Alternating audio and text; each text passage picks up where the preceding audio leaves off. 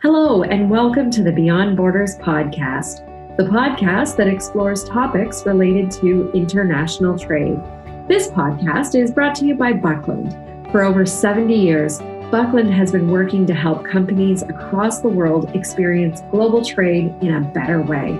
As a customer-focused company, we provide you with a single source of unmatched customs brokerage, trade managed solutions, and warehousing and distribution services.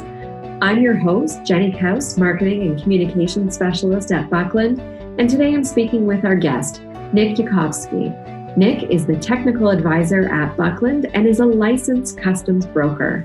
Nick specializes in consulting, project management, HTS import and export classification, and qualification for products across a variety of industries, including automotive, technology, chemical, industrial, and textile, as well as regions of US, Canada, Mexico, the EU, among others. Nick was formerly a guest on our podcast and provided our listeners with a Classification 101. Welcome back to the podcast, Nick. Well, thank you for having me, Jenny. Glad I got the invite to come back.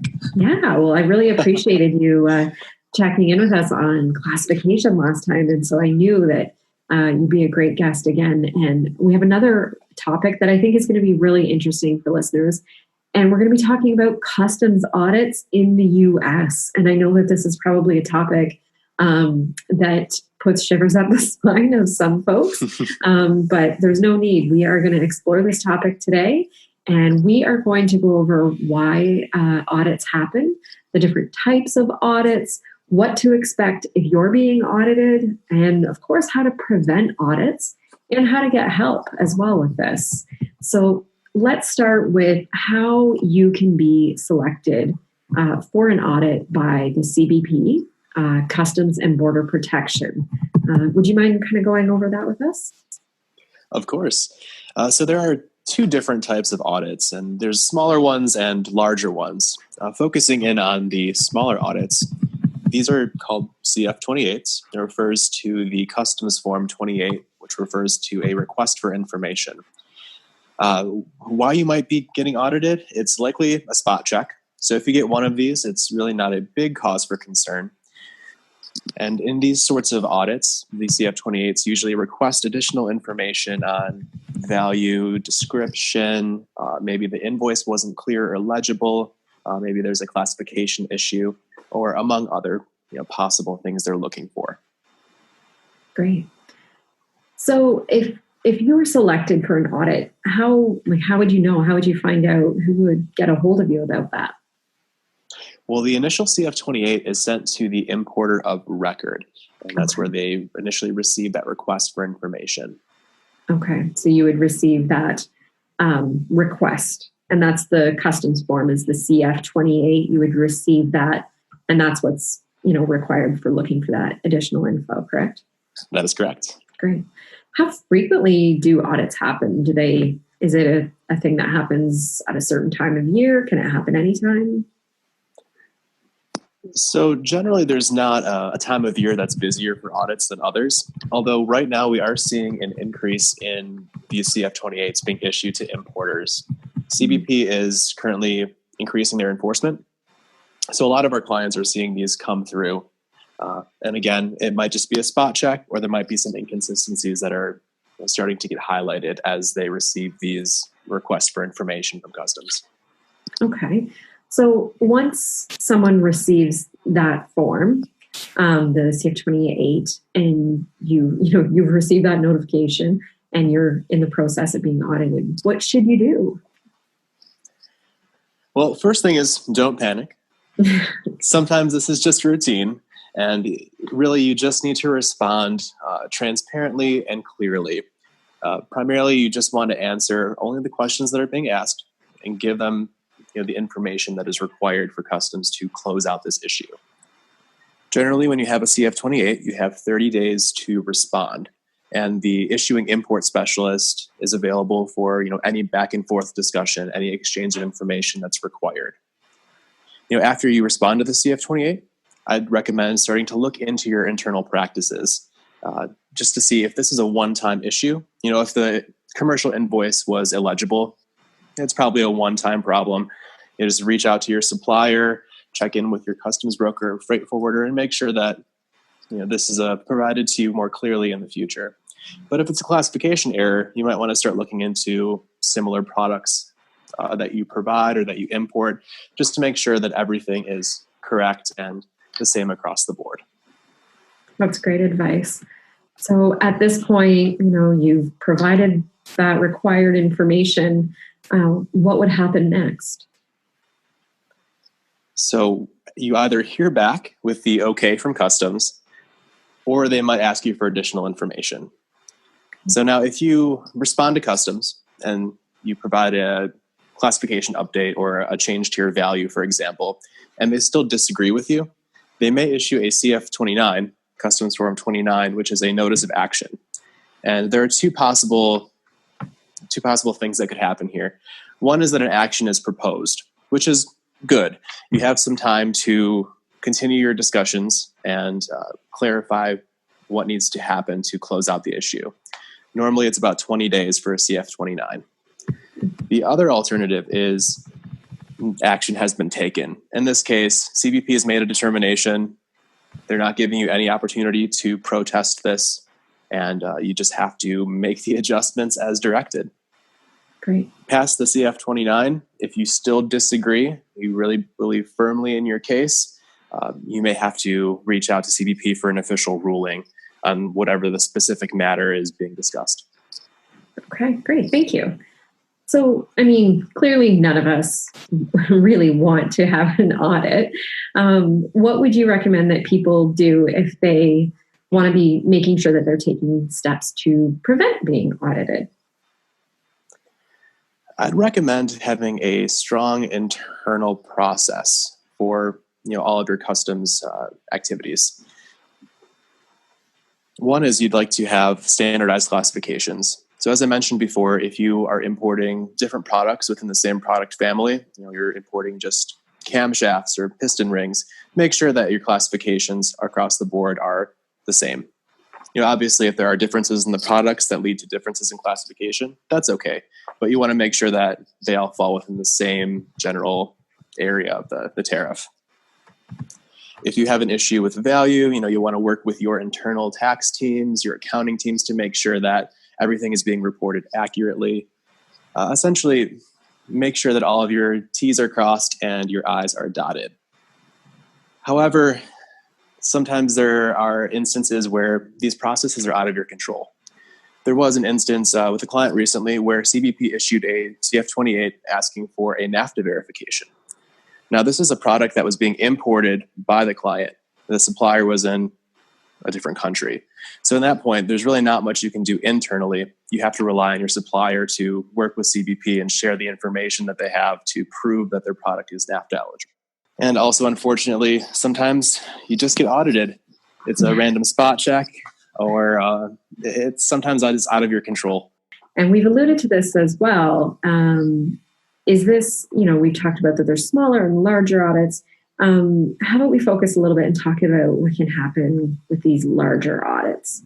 Okay, so the larger audits, these can sometimes happen if you've received a string of CF-28s and 29s and customs is noticing some trends in non-compliance with your import activity.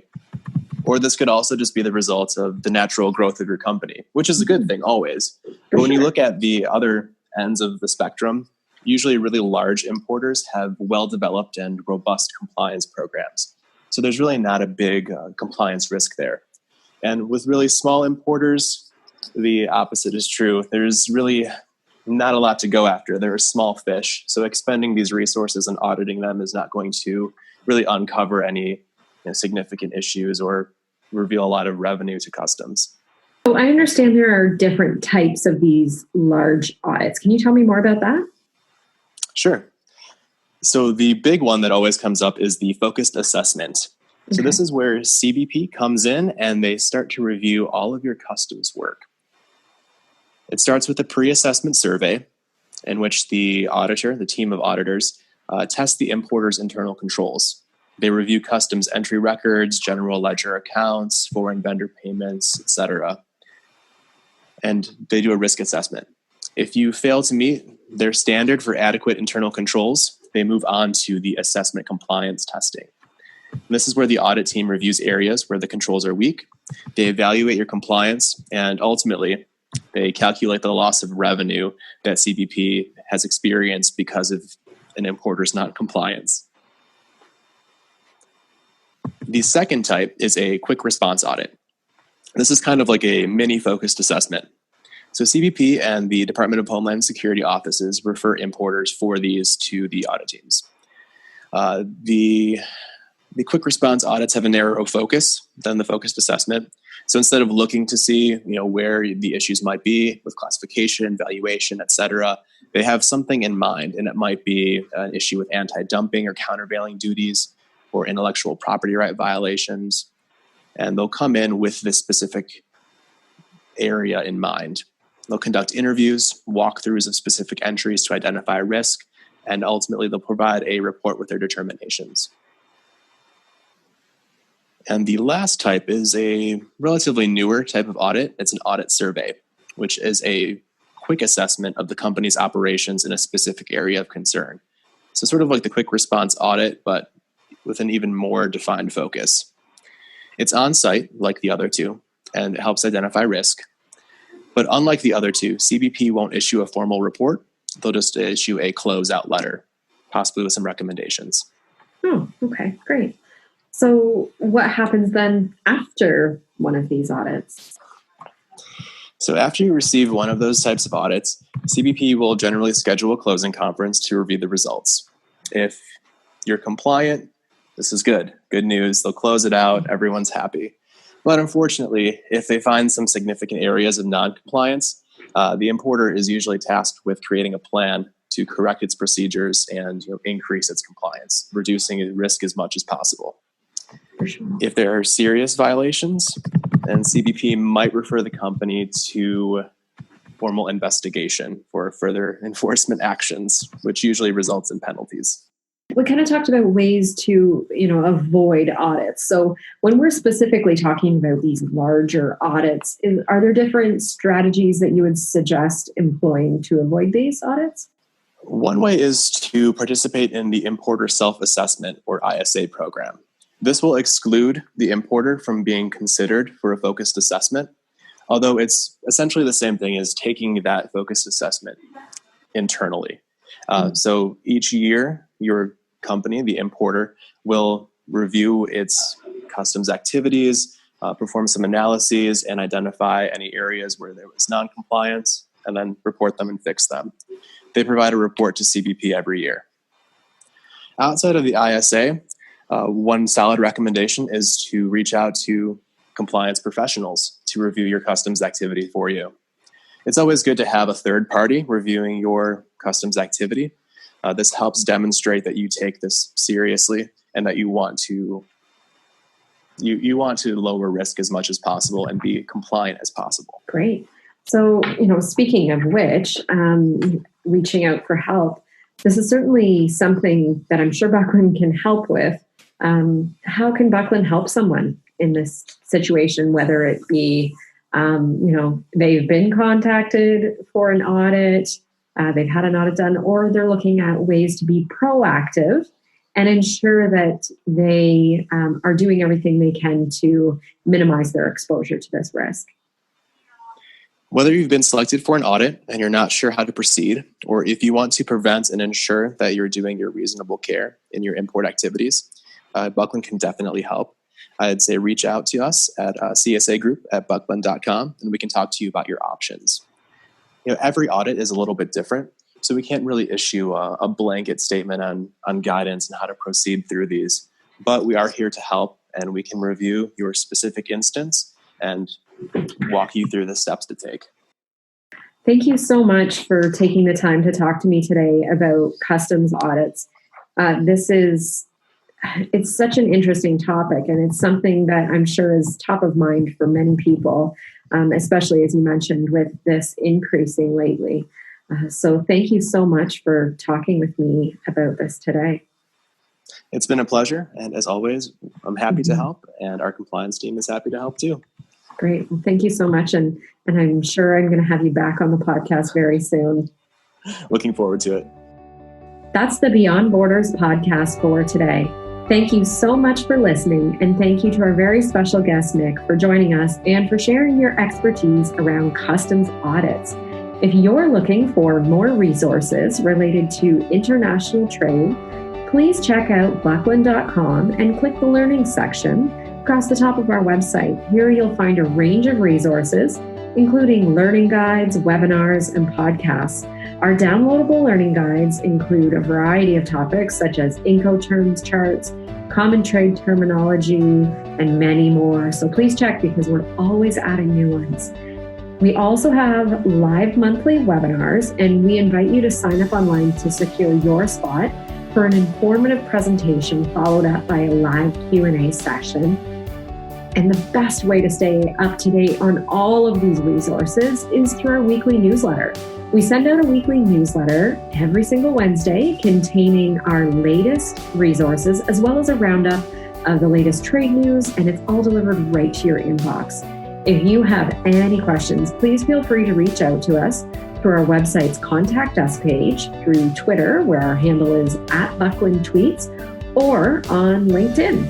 Thank you for listening to the Beyond Borders podcast, and be sure to tune in again and subscribe for more great conversations about importing, exporting, and everything else in the world of logistics and international trade.